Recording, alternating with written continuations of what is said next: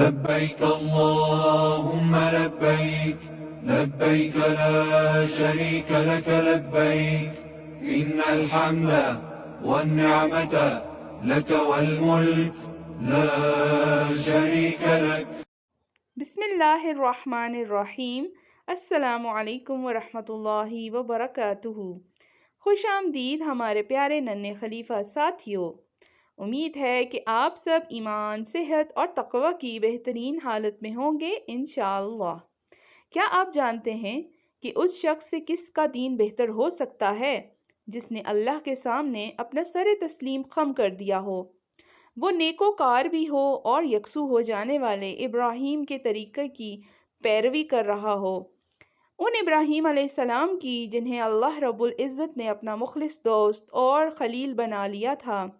یہ سوال خود اللہ رب العزت ہم سے سورۃ النساء آیت نمبر 125 میں پوچھتے ہیں، اور دین میں اس سے اچھا کون ہے جس نے اپنا چہرہ اللہ تعالیٰ کے سپرد کر دیا اور وہ نیکی کرنے والا ہو، اور اس نے ابراہیم کی ملت کی پیروی کی جو ایک اللہ کی طرف ہو جانے والا تھا، اور ابراہیم کو اللہ تعالیٰ نے خاص دوست بنا لیا تھا۔ جی تو پیارے ساتھیوں، پھر اس شخص سے بہتر کون ہو سکتا ہے جو اللہ کا خلیل ہو، یعنی وہ قریبی دوست ہو، اللہ تعالیٰ سے محبت کرے اور اللہ پاک اس کو محبوب رکھیں۔ بالکل، خلیل اللہ سے بہتر کوئی نہیں ہو سکتا، جن کی وفات کے ہزاروں سال بعد بھی دنیا بھر کے لاکھوں مسلمان ہر سال حج کرتے وقت اور کروڑوں مسلمان عید کے دن جانوروں کی قربانی کرتے وقت ان کو آج بھی یاد کرتے ہیں۔ کیا یہ کسی فاتح کی میراث نہیں ہے جس کی آپ بھی پیروی کرنا چاہیں گے؟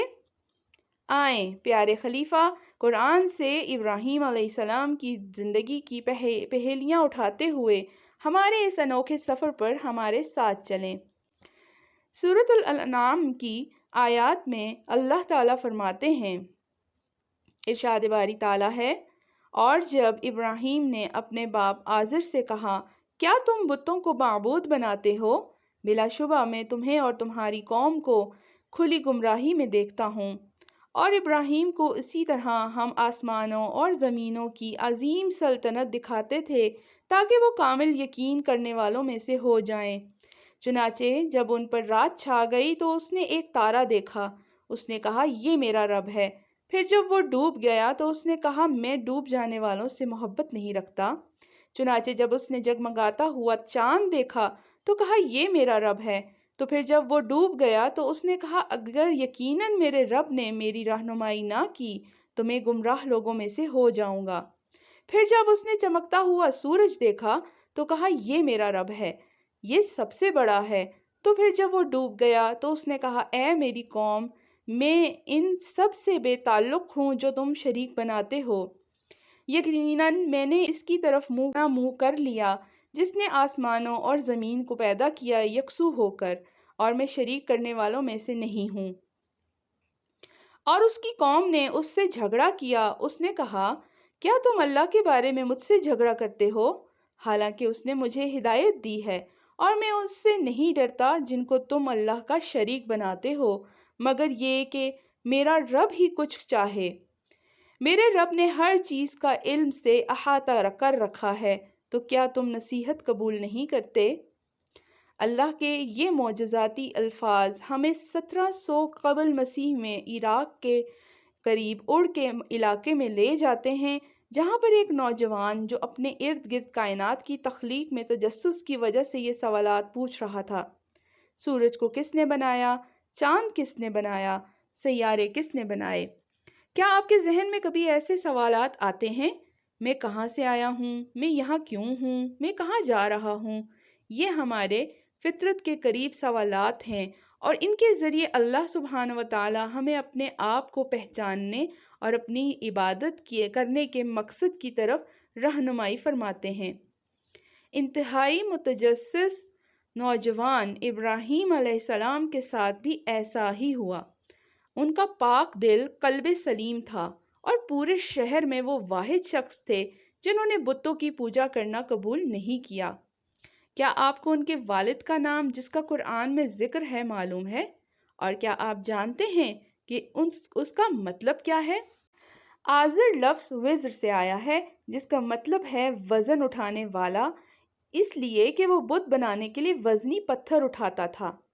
ایک روز ابراہیم علیہ السلام نے اپنے والد سے پوچھا، پیارے ابا جان، آپ یہ کس چیز کی عبادت کر رہے ہیں؟ ان کے والد نے بتایا کہ ان کی قوم کس طرح کئی دہائیوں سے ان بتوں کو سجدہ کرتے آ رہے ہیں اور اپنی روزمرہ کی ضروریات کو مانگنے کے لیے ان سے دعا کرتے ہیں، جس کے لیے ایک معصوم اور روشن ذہن نوجوان ابراہیم علیہ السلام نے یہ سب دیکھتے ہی کیا کہا، پتھر آپ کی بات کیسے سن سکتے ہیں اور آپ کو فائدہ پہنچا سکتے ہیں جبکہ وہ اپنے آپ کو فائدہ نہیں پہنچا سکتے؟ اگر ان کی ناک پر مکھی بیٹھ جائے تو آپ کو اسے ہٹانا پڑے گا۔ یہ کس قسم کے خدا ہیں اور آپ ان کی عبادت کیوں کرتے ہیں؟ پیارے چھوٹے خلیفہ ساتھیوں، کیا آپ جانتے ہیں کہ ہزاروں سال پہلے غزر میں لوگ کس چیز کی پوجا کرتے تھے؟ کیا آپ ایک حیرت انگیز تفریحی حقیقت سننا چاہتے ہیں؟ حال ہی میں جب عراق میں ار میں آثار قدیمہ کی کھدائی ہوئی تو انہیں ہر گھر میں ہر سائز یعنی منی، پاکٹ سائز، 2 لیٹر کی بوتلوں کے سائز تک کے ہزاروں بت ملے۔ لیکن کیا آپ جانتے ہیں کہ انہیں سب سے بڑے بت کون سے ملے؟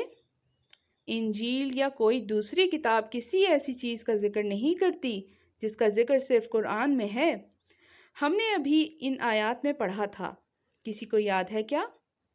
ہاں، بالکل، آپ نے بالکل صحیح کہا۔ انہیں 3 سب سے بڑے بت ملے، جن میں سے ایک کے سر پر سورج کی شکل کا تاج پہنا ہوا تھا، دوسرے کے سر پر چاند کی ہلال کی شکل کا تاج تھا اور تیسرے کے سر پر حلقوں والے سیارے کا تاج تھا۔ کیا آپ جانتے ہیں کہ کس سیارے کے حلقے ہیں؟ ہاں، جوپیٹر، بالکل صحیح کہا آپ نے۔ اور کیا آپ جانتے ہیں اسے عربی میں کیا کہتے ہیں؟ جی، کوکب۔ اور آپ جانتے ہیں کہ سب سے حیرت انگیز معجزہ کیا ہے؟ جی ہاں، 1400 سال پہلے جب اس کھدائی کے بارے میں کسی کو علم تک نہیں تھا تو قرآن پاک نے ہمیں انہی 3 بتوں کے بارے میں بتایا تھا۔ کیا یہ حیران کن معجزہ نہیں ہے اللہ تبارک و تعالیٰ کا؟ آج کی ہماری کہانی سے اہم نکات یہ ہیں۔ ابراہیم علیہ السلام کی پیروی میں اللہ کی طرف سفر کا آغاز سوالات اور جستجو سے ہوا۔ انتہائی باشعور خلیفہ بھیڑ بکریوں کی طرح اندھے پیروکار نہیں ہوتے ہیں، وہ سوال کرتے ہیں، تجزیہ کرتے ہیں، غور و فکر کرتے ہیں اور یقین کے ساتھ سوچتے ہیں۔ ابراہیم علیہ السلام شرک کے خلاف توحید کے مطلق علامت تھے۔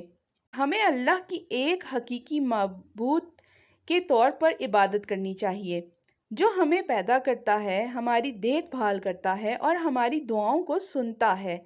عبادت کے لائق کوئی معبود نہیں ہے اور ہمیں کسی کو شرک نہیں بنانا چاہیے، اس کے شراکت دار بھی نہیں۔ روزمرہ زندگی کے لیے فوری تجاویز۔ علم کی تلاش۔ آئیے حضرت ابراہیم علیہ السلام کے سفر سے متاثر ہوں اور ہمیشہ مزید سیکھنے کی کوشش کریں۔ نمبر 2، ایمان پر غور کریں۔ جی، اپنے ارد گرد اللہ رب العالمین کی نشانیوں پر غور کریں اور اپنے ایمان کو مضبوط کریں۔ اور ہم آج کے دور میں ایسا کیا کرتے ہیں جو اس دور کی بت پرستی کے مترادف ہے؟ ذرا ان عوامل پر غور کریں۔ کیا آپ توہم پرستی اور بدعت میں یقین رکھیں گے؟ کیا آپ تعویذوں اور خوشنمائی پر یقین رکھیں گے؟ کیا آپ رقم کی نشانیوں پر یقین رکھیں گے؟ کیا آپ ذائچہ پر یقین رکھیں گے؟ کیا آپ اپنی خواہشات کو اپنا معبود بنا لیں گے؟ اپنے آپ سے یہ سوال ضرور پوچھئے۔ چلیے تو پیارے ننھے منھے خلیفہ ساتھیوں، ابھی کے لیے خدا حافظ۔ اب ہم اپنی پہیلی کا دوسرا حصہ لے کر آپ کے پاس آئیں گے انشاءاللہ۔ کہانی کے اگلے حصے میں ہم ایک بہت بڑے پراعتماد اور حیرت زدہ کر دینے والے ابراہیم علیہ السلام سے ملیں گے۔ تو چلیے پھر ملتے ہیں اگلی کہانی تک۔ اللہ حافظ۔ السلام علیکم ورحمۃ اللہ وبرکاتہ۔